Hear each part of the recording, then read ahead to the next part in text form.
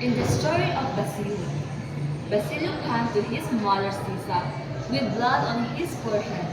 Sisa is relieved to see him but worried about his injury. Basilio explained that he left his brother Crispin at the pirate's house. Sisa is overjoyed that Crispin is safe, but concerned about Basilio, rude Basilio tell him that he was chased by sentries. After leaving, late and that a bullet grazed Go. Caesar tends to his wood grateful that he is alive. She realized how close he come to being killed. Basilio asked her to cover up the truth and pretend he fell off a tree.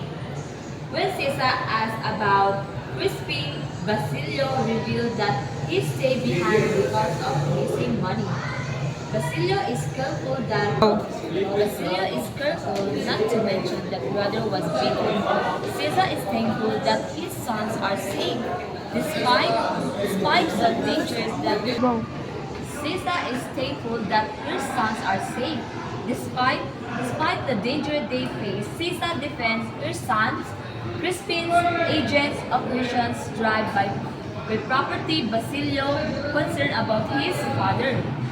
Vincent rejects the idea of living with him again.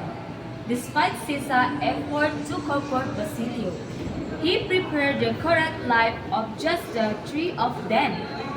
A, a moment to follow as they prepare to retire for the night.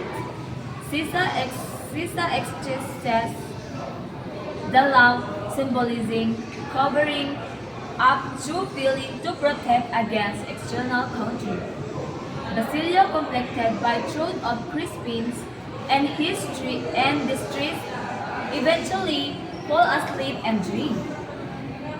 The scenes highlight the challenges faced by a full family in a society that judged them unfair based on their to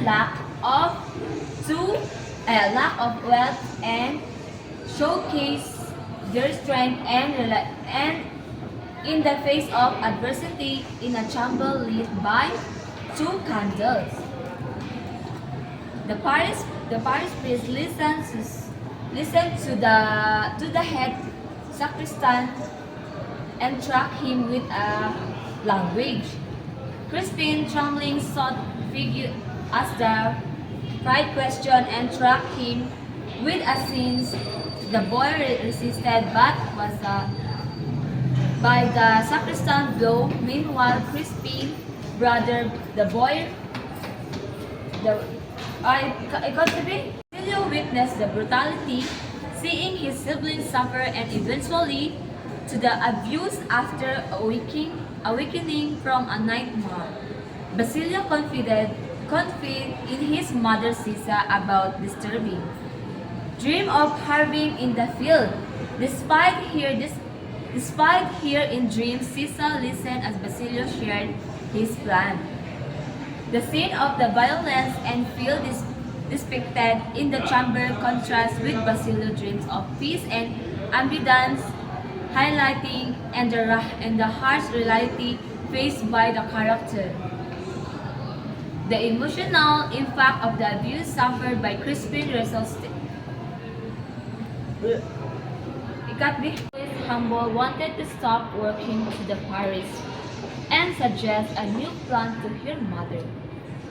She proposed that her brother Crispin be brought back from the Paris house and her pay collected as, as she no longer wanted to work three. Instead, she planned to ask to become his herdsman when she was better. Caesar believed that they should fear since he could make them any poorer and shared her admirations for old Tasio. A good man in her eyes, she decided to become a herdman, take care of animal well, and maybe get a cow for Crispin. Caesar also planned to sell fruit and vegetables.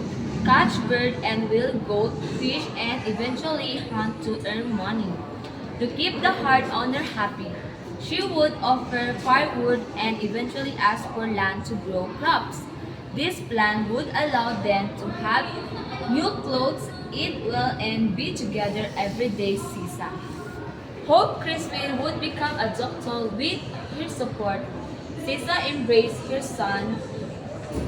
Nawala ko. Ikat, Kat.